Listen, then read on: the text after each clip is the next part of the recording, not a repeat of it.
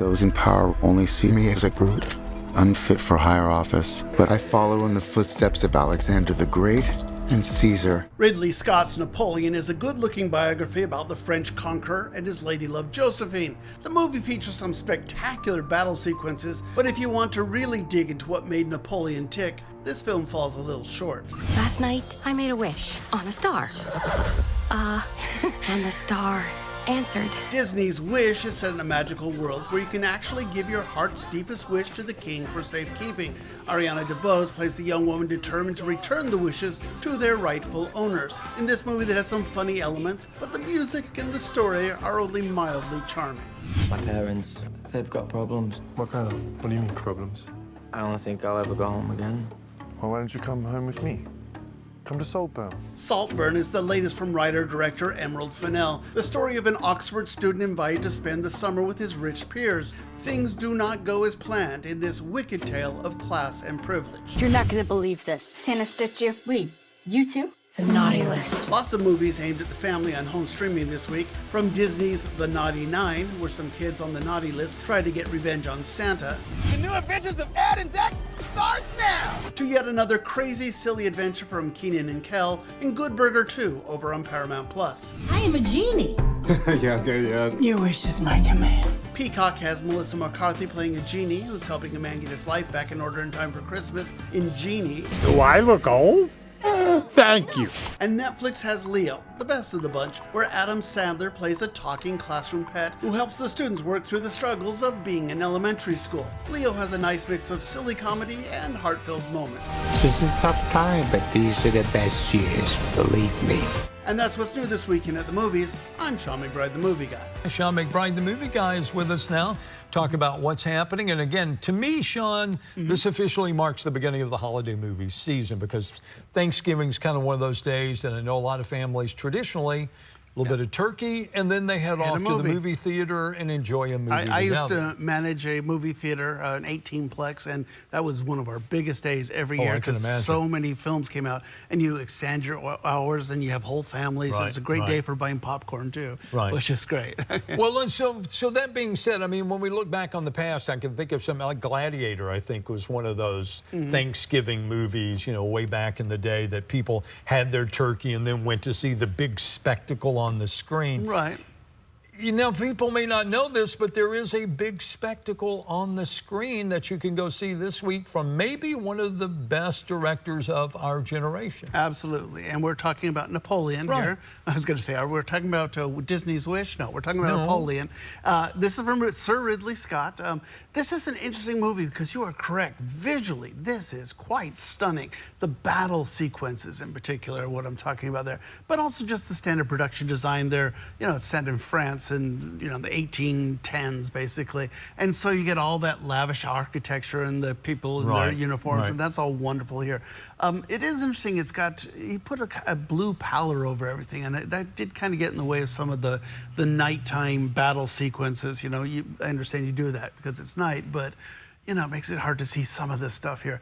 But visually, I do think this is the reason to see this movie, and also because of the battle sequences, which were quite tense. That being said, I am still mixed on this movie because I want to know, why are we making this movie about Napoleon? Does Ridley Scott have anything he wants to say about Napoleon? And he doesn't. He just kind of says, here's the facts. And it's just the spectacle then. Yeah, exactly. So I wish there was something more interesting about, you know, what was driving the man. I wanted to get under his skin. It turns into the, you know, his love life story at times there, which is quite interesting. But maybe we could have focused on that, made that the point. But no, you know, every once in a while you get to the point where it's like, oh, he and Josephine are really trying to do something special here. We have to go back for another battle, and it's kind of disjointed. So let me ask you this, though. Do you not think that a lot of people will walk away from this, and I don't know how factual it is, but they will have a better understanding of who this person they only see now is, oh, yeah, the guy with the hand in the jacket, or, you know, the shortest guy. Yeah, the shortest general, whatever you want to call him? Yeah, it's interesting because there are moments in there where it's like, I don't think Napoleon was actually that short, you know, stuff. But then they set him next to his wife, and his wife is towering over him. So the filmmakers certainly believe it. Yeah, I do think that is correct, because what do we know about Napoleon? I mean, we may know Waterloo We may not know Waterloo, but we don't know, all of his various campaigns, how many people died under his command. Those are interesting things that, we're not French, so we didn't learn this in our history books. So. Right. So anyway, to me, and again, I'm sorry, but anytime you attach the name Ridley Scott, it has my attention, just because I feel like it's something that, and it also has my interest to see it at the theater, because, I know, it says a lot, but a Ridley Scott movie is one of the few things. Has the spectacle that it's certainly worth seeing. That will bring me to the movie theater these days to see something. Would you go again? Okay, maybe on later the fence. I got you. There's so many movies. I actually watched 6 movies yesterday. Wow. And at a certain point, that's what my Thanksgiving weekend is, always just one movie after another. Okay, after another. so and we don't need to dally here, but again, if you're one of those people who likes spectacle, and this might be it. Moving on. Well, it looks like we're going to talk about Wish next, and Wish is the Walt Disney movie. This is a basic look. It's from the producers of Frozen. It stars Ariana DeBose as the main character, and it's a musical, so you need someone who can sing, and boy, can she sing. It's Chris Pine as the king, and it's Alan Tudyk. It's a nice cast, is what I'm saying here. And it's got all the elements checked off the list, and I think it just doesn't quite gel into something magical. It's an interesting story. It's a weird story. Basically, in this magical kingdom, when you turn 18, you can give the king your wishes to hold for safekeeping. Why he wants the wishes, it's not quite explained. And then Ariana DeBose's character, Asha, she goes to the king's palace. She sees all these wishes in the forms of glowing blue orbs. And she says, that's not right. We should give those back to the people. So now she's against the king, trying to put the wishes back. And then this little yellow star pops down from the outer space and helps her, and the king now wants the power of the star. Okay, whatever. Look, it's got cute sidekick characters. That's Alan Tudyk as the goat, and then the star is kind of a manga character. So not one, but 2 cute sidekick characters. But I don't think the music is ever really great, and you need to have that for these things to work. I don't think the story is, it's a complicated story, made more so by the first quarter of this film. We're going, oh, the king is the best. We love living here. Everything's perfect in this fictional kingdom of Rosas. And then we find out, well, no, the king's actually evil and he's going to turn into a bad guy. And it's like, I don't get the motivations. It just happens because the screenwriter said it should happen. That being said, I do know a lot of my family went to see it, the kids. I was just about to say, all that said, though, it doesn't matter because people are going to go because, A, it's animated. And Disney. You mentioned the word Frozen. So, yeah, exactly. I mean, they're there. No I just what. don't think it's quite as good. Okay. Although, yeah. All right. So that's number 2. Third one also in theaters, last one in theaters, is one from Emerald Fennell. You talked about a director in Ridley Scott. This is another director that people are very interested in. This is called Saltburn, and it is a story about a kid. He's at Oxford, and he meets this rich family, and he's a poor kid, and the rich family invites him to come spend the summer at my mansion called Saltburn, and my dad's the lord, and whatever. And so it's poor kid in among all the rich folks here, except that he's not quite as poor and helpless as it would appear. And I don't want to spoil anything because it does kind of come out of nowhere. Somebody told me this was a really good film. I would say this is probably the best film of the week this way. Okay.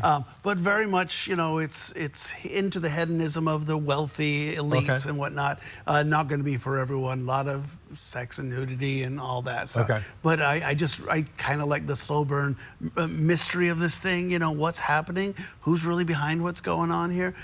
That last 20 minutes is just like, wow, how did that happen? Well, that's what I think the person I was talking to said. It wasn't what I expected. It turned into a murder mystery. Yeah, exactly. Well, I wasn't going to spoil that, Dan. Well, but I mean, multiple murders are going to happen here in the end. So there you go. So look, I think this is the best film. Emerald Fennell is a very controversial but fascinating writer. So, okay, we moved on to the Naughty Nine. Now we're on to home streaming. There are 4 films on home streaming, all of them aimed at the families. This is over on Disney, the Naughty Nine. A bunch of kids, they get stiffed by Santa Claus because they're on the naughty list. And so they decide they're going to do something about it, and they're going to take Christmas back. This is a heist movie. I mean, this is a straightforward George Clooney Jr. This might be the most clever movie of the entire week. I mean, original idea. Interesting idea, that is true. And the kids, now it's interesting because they are doing things that would put them back on the naughty list here because they're going to break into the North Pole. They got to get by security from the elves and whatnot. Come on, at least original thought. Yeah, exactly. So, hey, look, and don't worry, there will be a redeeming value. There's got to be. We will learn some things to get them back on the nice list. But, I liked it. These people, they got the one kid who's the getaway driver because she can tricycle well, and just all these different characters. Like I say, I applaud their creativity. At least they didn't do Santa Claus 15 or something. Okay, Good Burger 2. I don't think we really need to say that much about it. No, it is what it is. Keenan and Kel, they're back, and they are having more adventures here, so I'm not sure there's a whole lot to say about this one. This is probably the least of them here. Genie, interesting movie. It's a Christmas movie, kind of. It happens at Christmas, but there's not much Christmas in it. But it's a guy, his family's fallen apart, and he's all trying to get his wife back and get his job. He's just about fired. Finds a box. It turns out to be Melissa McCarthy. I think she's quite funny. It's a sweet movie. This one's over on Peacock.